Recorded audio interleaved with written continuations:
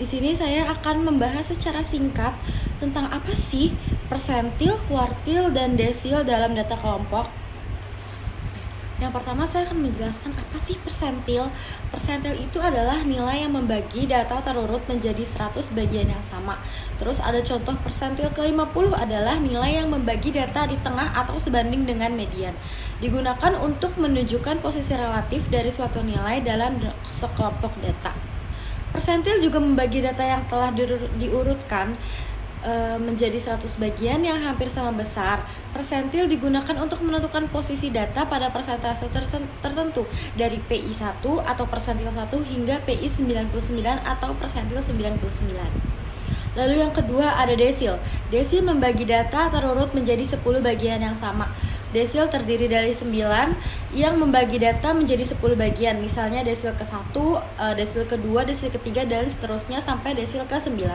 Desil sering digunakan untuk melihat distribusi data lebih spesifik dalam 10 bagian. Yang ketiga ada kuartil. Kuartil membagi data terurut menjadi 4 bagian yang sama, terdiri dari 3 kuartil. Yang pertama ada Q1, yaitu kuartil pertama 25% data pertama. Yang kedua ada Q2, kuartil kedua atau median atau 50% data. Dan yang ketiga ada Q3 atau kuartil 3, yaitu 75% data. Digunakan untuk memberikan gambaran tentang sebesaran data dan menemukan rentang interkuartil atau IQR. Menjelaskan kuartil data kelompok. Pada kuartil untuk data kelompok, maka rumus yang digunakan yaitu dengan syarat data sudah dikelompokkan terlebih dahulu pada distribusi frekuensi. Rumus kuartilnya itu ada di PowerPoint ya, biar bisa lebih jelas. Yang keterangannya 1/4N itu sama dengan letak kuartil KI pada kelas interval. Q-nya itu adalah kuartil ke I. I-nya itu bisa 1, 2, 3.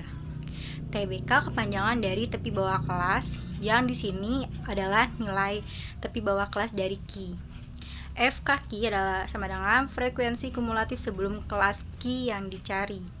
Nah, FQ frekuensi kelas Q, N sama dengan jumlah observasi atau banyaknya data, dan CI itu adalah panjang kelas interval. Nah, di sini saya akan menjelaskan desil, simak baik-baik ya. Jadi bisa biar tahu apa sih bedanya gitu kan. Desil itu dalam kelompok data bisa dibagi menjadi 10 bagian yang nilainya adalah sama. Kemudian didapatkan 9 pembagian, maka bisa dikatakan dalam desil ke-1 sampai desil ke-9. Artinya desil membagi menjadi 10 bagian yang nilainya sama, sehingga dalam sekelompok data bisa dibulatkan desil dari kelompok data. Nah, desil untuk kelompok data rumusnya adalah DI itu adalah desil sama dengan TBK plus 1/10 N dikurangi frekuensi kumulatif sebelum kelas yang mengandung DI yang dicari. Kemudian per FQ yaitu frekuensi kelas yang mengandung DI yaitu desil dikali CI panjang kelas interval. Nah, di sini contoh soal. Temukan letak dan nilai D3 dan D7 dari data berikut ini. Oke. Nah, di situ ada gaji karyawan, jumlah karyawan, tepi kelas bawah, frekuensi kumulatif kurang dari. Nah, itu nilainya. Nah, penyelesaiannya yang kita cari adalah desil ketiga. Kan yang ditanya tadi adalah desil ke 3 dan ke-7 ya. Kita bahas yang ketiga dulu. Nah, yang ketiga, letak D3 adalah 3/10 dikali N sama dengan 3/10 dikali 59, 15. Nah, jadi D3 terletak pada data ke-15 yaitu kelas 50 sampai 59 sehingga diperoleh data sebagai berikut.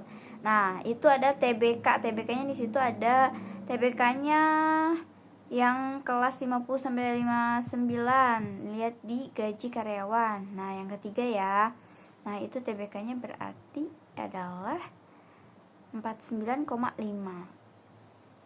Kemudian CI-nya 10. Dari mana CI? CI adalah panjang kelas yaitu 30, 31, 32, 33, 34 sampai 39 adalah 10. Dan FQ. Nah, FQ itu kan tadi frekuensi kelas yang mengandung DI, ya kan? Nah, FQ-nya 8, yaitu bisa dilihat di jumlah karyawan. Oke, maka nilai dari D3 adalah, masukin rumusnya, D3 sama dengan TBK plus I per 10N dikurangi F kaki per FQ dikali CI, yaitu hasilnya 54,75, sehingga bisa disimpulkan bahwa D3 adalah 54,75. Yaitu saya akan menjelaskan materi tentang persentil data kelompok. Pengertian, persentil membagi data yang telah diurutkan menjadi 100 bagian yang hampir sama besar. Persentil digunakan untuk menentukan posisi data pada persentase tertentu. Persentil yaitu apabila suatu data dibagi menjadi 100 bagian yang sama didapat 99 pembagi. Dan setiap pembagi disebut persentil, di mana I per 100N sama dengan letak persentil ke I pada kelas interval, PI sama dengan persentil ke I sama dengan 1, 2, 3, 4, 6, 7, 8, 9, sampai 99. TBK sama dengan tepi bawah kelas yang mengandung PI, FKP sama dengan frekuensi kumulatif sebelum kelas yang mengandung PI yang dicari. FP sama dengan frekuensi kelas yang mengandung PI, N sama dengan banyak observasi atau banyak data. CI sama dengan panjang kelas interval.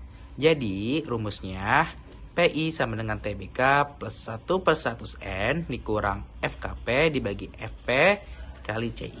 Di sini saya akan merangkum keseluruhan dari pembahasan kita kali ini. Jadi intinya itu kuartil, desil, dan persentil ini saling berkaitan dalam cara mereka membagi data yang telah diurutkan.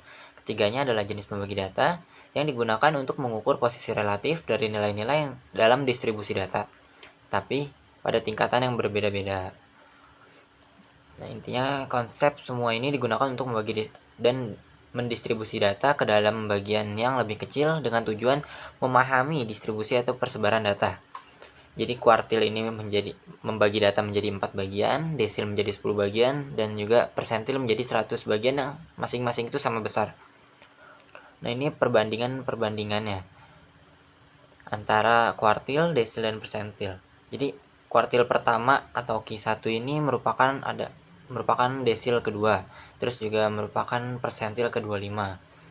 Terus kuartil kedua ini merupakan desil ke-5 dan persentil ke-50.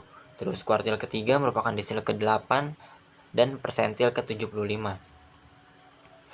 Intinya dengan kata lain, kuartil pertama ini dapat membagi data menjadi 25% pertama, kuartil kedua menjadi 50% pertama, dan kuartil ketiga membagi data menjadi 75%. Juga dapat dilihat sebagai desil dan persentil pada skala yang lebih halus. Secara keseluruhan, ketiga konsep ini saling melengkapi dan dapat digunakan untuk memberikan gambaran yang berbeda dari data yang sama, tergantung pada tingkat detail yang diinginkan. Jadi meskipun mereka membagi data dengan jumlah bagian yang berbeda, bisa dibagi menjadi 4, menjadi 10, ataupun 100, mereka semua saling berkaitan dan memberikan wawasan yang berbeda tentang distribusi data. Oke, sekian dari saya, kurang lebih mohon maaf. Assalamualaikum warahmatullahi wabarakatuh.